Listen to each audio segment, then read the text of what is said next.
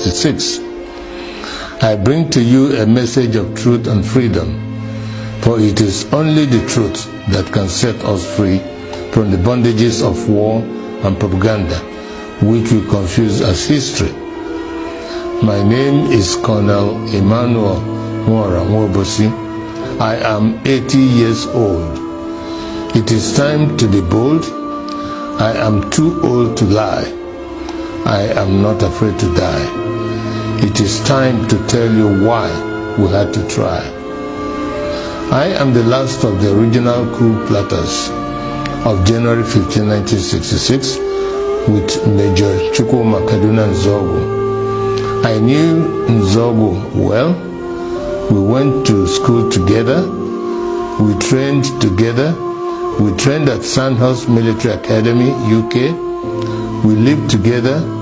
Nzogu was our first head of military intelligence and uncovered terrible plans to wreak havoc across the country.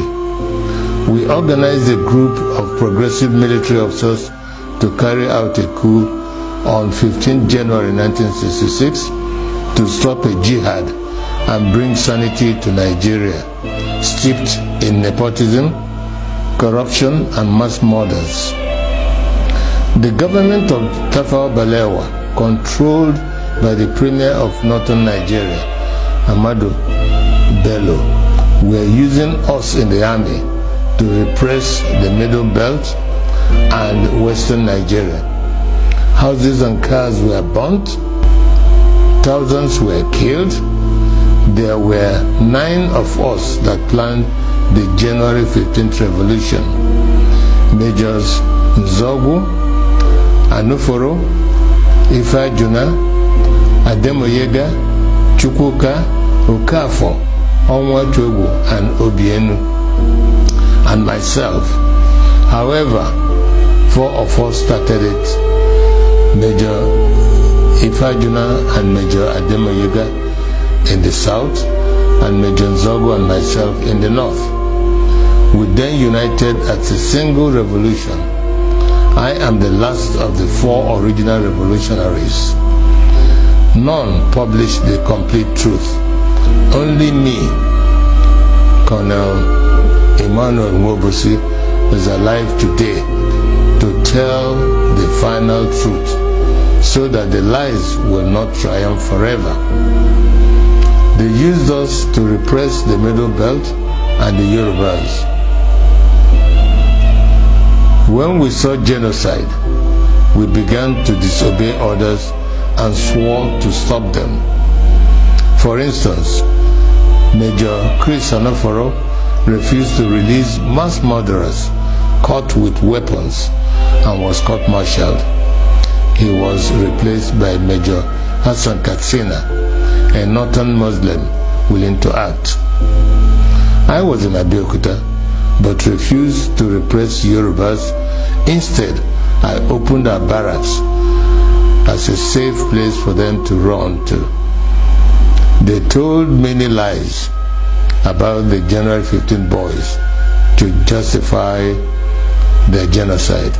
But it is those of us that planned the revolution that they should have killed, not the 3 million innocent Biafrans that knew nothing. For years, I kept quiet, blaming myself and wondering whether at 27 I was too radical that my actions led to the death of millions. Today, the same evil in 1966 is being unleashed. As I watch, my sense of guilt has vanished because we were not the evil. We were trying to stop the evil. That evil is radical Islamism. I have decided to speak out and warn the world of the impending disaster if we do not stop it. Each time radical Muslims plan a jihad in their religious mission to conquer the world, they will fail. But in the attempt, thousands and even millions will die. That happened to us in Biafra. At this point, let me differentiate between peaceful, law-abiding Muslims and radical Muslims who want to kill others, to force their religion on them. The problem is that wherever peaceful Muslims are, there are some radical Muslims amongst them. That is why they began a jihad in 1966. That is why we had to stop it. That is why they killed millions of our people. That is why we declared Biafra.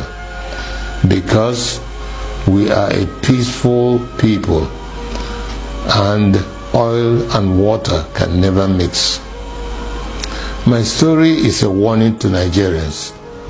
For years, I was prevented from speaking the truth by exile, prison, harassment, poverty, surveillance, and death threats held over many of the actors like Ojukwu, Zik, Awolowo, Ibian, and the January 15 boys that survived. But as I watch today, many of the events that led to the revolution are happening again, like Boko Haram, Fulani militia, Niger Delta militants, Shiites, IPOB, and mass murders.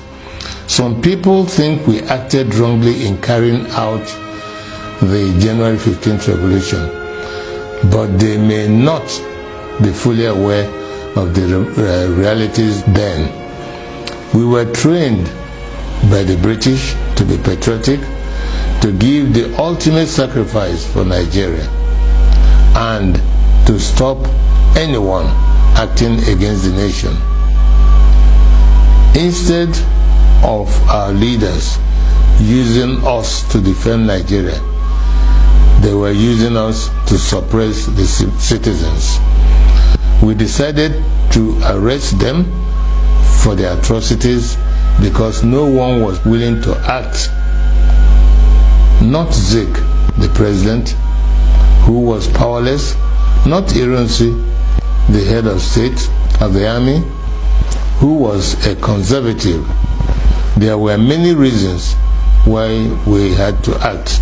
1, to stop the killings in Yoruba land and the Middle Belt by NPC, the ruling party. 2, to stop the invasion of Yoruba land on 17 January 1966. 3, to correct the massive rigging of the 1964 elections. 4, to free Awolowo from prison and make him the Prime Minister.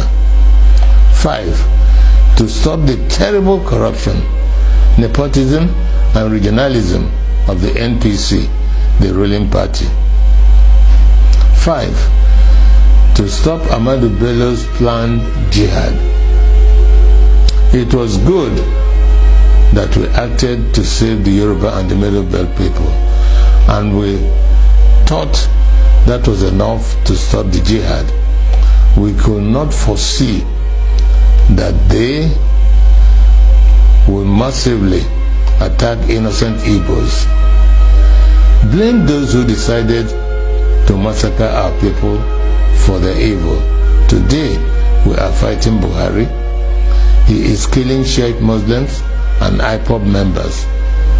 With the benefit of hindsight, we can see other ways of dealing with such evil. But for us in 1966, we just wanted to save the people from massacre.